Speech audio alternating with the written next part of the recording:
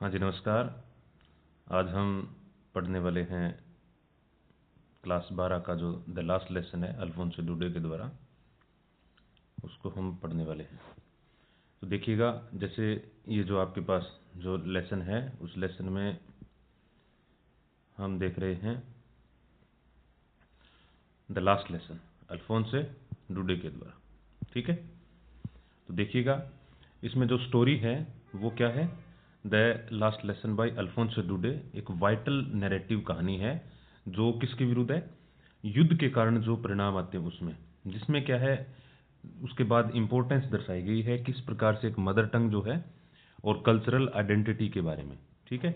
इसमें यह बतलाया गया है कि किस प्रकार से एक मदर टंग है जिसके प्रति अपना जो पैट्रियोटिज्म है वो दिखाई देता है, और जो हमारे कल्चर को हम नहीं भूल पाते उसके बारे में अपने को ये बात बतलाई गई है।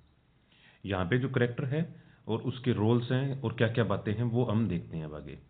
तो इस पूरी स्टोरी के अंदर जैसे सबसे पहले नाम आता है अपने पास फ्रेंच, जो कहानी शुरू होती है, जो कि इस पूरी कहानी का क्या है, एक नरेटर है, एक जवान लड़का है जो शुरुआत में काफ़ी लेजी होता है, यानी लेजी स्टूडेंट है, और इसको फ्रेंच भाषा से डर लगता है, ठीक है।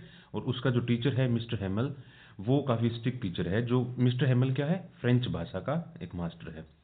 कहानी है पूरा फोकस करती है जो एक ट्रांसफॉर्मेशन है और डीप रिग्रेट किया गया है, जिसमें आपको ये बतलाया जाता है किस प्रकार से हमारी जो मदर टंग है वो हमारे लिए महत्वपूर्ण है।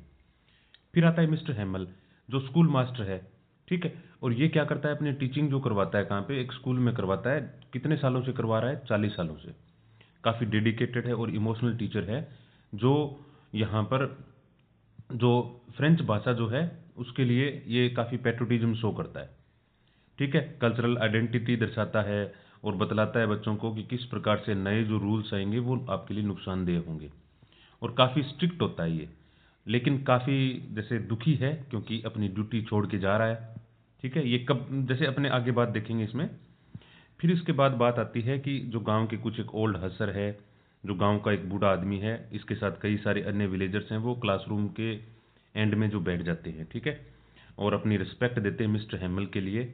और जैसे काफ़ी दुख भी हो रहा है, पश्चाताप कर रहे हैं कि उन्होंने अपनी भाषा को अच्छे से नहीं समझा, क्योंकि उनके पास मौका भी था। और अपनी पुरानी जो प्राइमर है, पुरानी मतलब जो हमारे पास पोथी होती है शुरुआत में, जैसे जो हम अल्फ़ाबेट पढ़ते हैं ना, ए बी सी डी वगैरह जैसे, तो उसको बोलते हैं प्राइमर, ठीक है। उसको प्राइमर कहा जाता है। हाँ, ये रह गया था इसमें। मिस्टर हेमल जो है वो एक फ्रेंच टीचर है, जो गांव में की स्कूल में 40 सालों से पढ़ाता है। काफ़ी ये फॉरेन भाषा के पैट्रियोटिज्म शो करता है, स्ट्रिक्ट टीचर है, ये हो गया, ठीक है। अब देखिए आगे, जैसे एक नाम और आता है जिसमें एक वॉचर है, ब्लैक स्मिथ, जैसे, यानी ये जो ब्लैक स्मिथ है उसका नाम ही वॉचर है। जो क्या है, जैसे फ्रेंच अपने दौड़ते हुए अपने स्कूल की ओर जाता है, तो वो बुलेटिन बोर्ड के सामने खड़ा होता है और वहाँ से पुकारता है उस फ्रेंच को पीछे से कि ज़्यादा जल्दी मत करो, कि यानी वो साथ में ये भी संकेत कर रहा है, क्योंकि जो टाउन हॉल है, जैसे आप इसमें कहानी समझोगे, कहानी क्या समझोगे, जैसे यहाँ पे उसका घर है, ठीक है, ये होम है किसका, फ्रेंच का, ठीक है। और फ्रेंच यहाँ से जैसे सीधा अपने क्या जाता है, स्कूल जाता है, तो ये स्कूल हो गया, यहाँ पे स्कूल है, ठीक है। अब रास्ते में जैसे जो चीज़ें आती हैं, उनके साथ क्या क्या चीज़ें वो देखता है, कहानी में देखोगे तो यहाँ बीच में एक टाउन हॉल होता है। पुराने समय में जैसे वहाँ पर एक नोटिस बोर्ड होता था, उस नोटिस बोर्ड के सामने लोग जैसे खड़े थे, क्योंकि सूचनाएं वहाँ से मिलती थी, ठीक है ना। उनके पास ये तो था नहीं कि जैसे हम ये माने कि उनके पास व्हाट्सएप वगैरह ऐसा तो कुछ था ही नहीं, तो ये देखने को मिलता है, ठीक है। अब देखिएगा कहानी जो है पूरी की पूरी, वो कैसे, कहाँ की बात है ये। तो लोकेशन जो है इस लेसन की, वो एक गांव का स्कूल है। फ्रेंच जो है, फ्रांस जो है, फ्रांस, फ्रांस में एक के जो दो जिले हैं, अल्सैक और लोरिन, ठीक है। कहानी जो है वो अल्सैक की कहानी है, पूरी की पूरी कहानी है वो अल्सैक की है।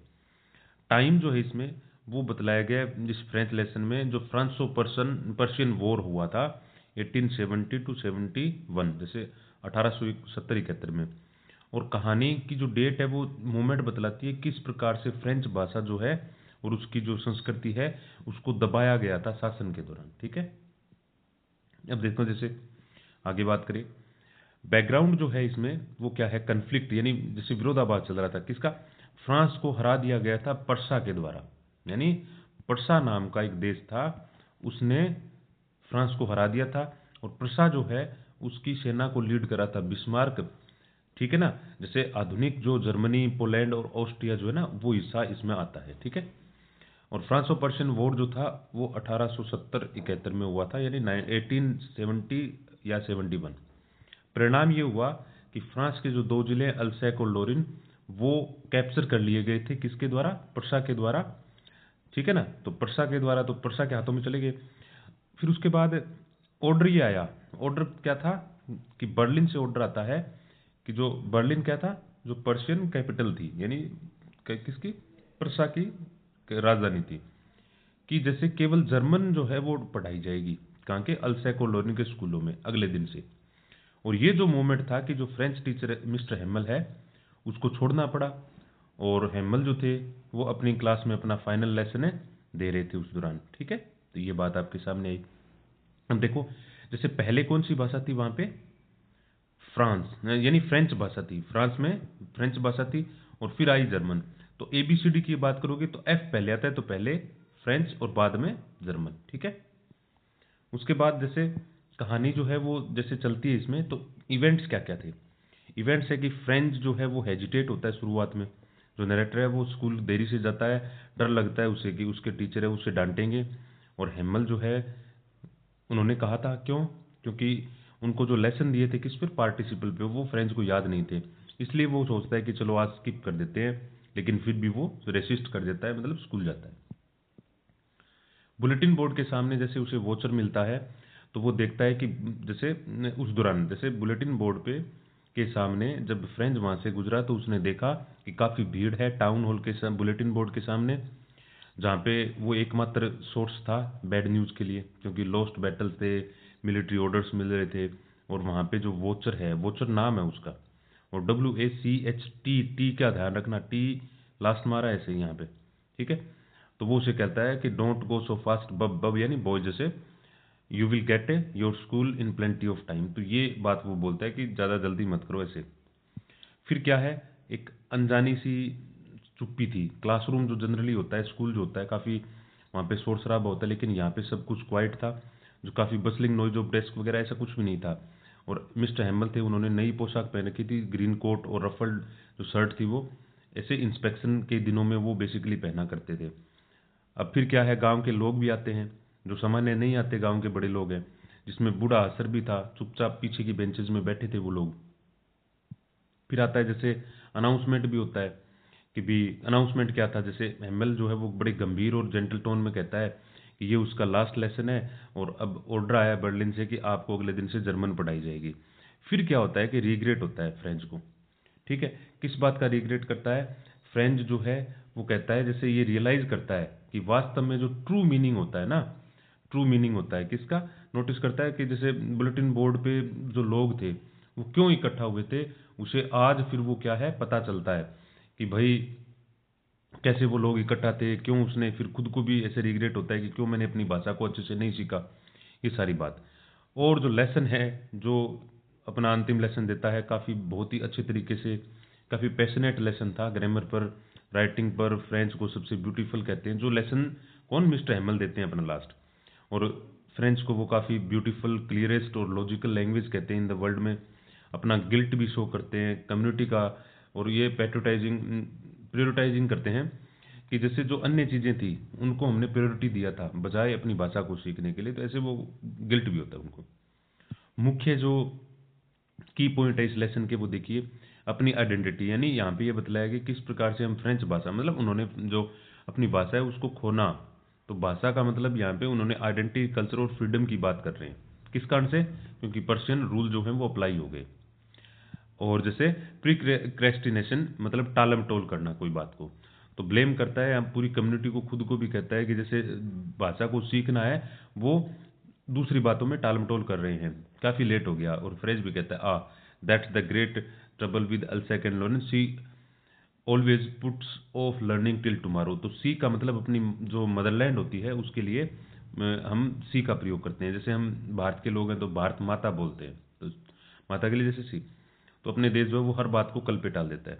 फिर आता है लैंग्वेज जो है वो स्वतंत्रता की यानी जो फ्रीडम है, की टू फ्रीडम है, जिसमें एमएमएल है वो स्ट्रेस देते हैं कि जैसे लोग जो है फास्ट टू दियर लैंग्वेज, अपनी भाषा को बनाए रखें, क्योंकि यही उनके प्रिजन के लिए की है। फिर अचानक से एप्रिसिएशन करता है कि फ्रेंच और गांव वाले जो है वो अनुभव करते हैं अचानक से, और क्या करते हैं कि अपनी भाषा जो है टीचर के प्रति, क्योंकि अब वो उसको खोने वाले हैं, तो उनको समझ में आता है कि भाई अरे हमने तो काफ़ी गलती कर दी। और अंत में जो रिजोल्यूशन है वो ये है कि कहानी है वो अचानक से क्या है, क्लॉक जैसे चल रही होती है तो घड़ी में जैसे दोपहर के 12 बजते हैं, टाइम पेट होता है, जो पर्सन सोल्जर हैं वो आते हैं बाहर से, क्योंकि उनका ड्रिलिंग चल रहा था। और एम हेम्बल है वो काफ़ी इमोशन से भर जाते हैं और बोल नहीं पाते, इस कारण से ब्लैक बोर्ड की तरफ घूमते हैं और बड़ा चाक लेके लिखते हैं वाइवे ला फ्रांस। तो यानी वाइवे का मतलब लॉन्ग, ला का मतलब लिव, और फ्रांस लॉन्ग लिव फ्रांस। इसका मतलब ये है कि वो अपनी कहानी को डिसमिस कर देते हैं क्लास, और एक ऐसा जेस्चर व्यक्ति करते हैं कि क्लास है वो खत्म हो गई और फ्रेंच भाषा में इंस्ट्रक्शन जो थे वो स्कूल में अंतिम बार थे।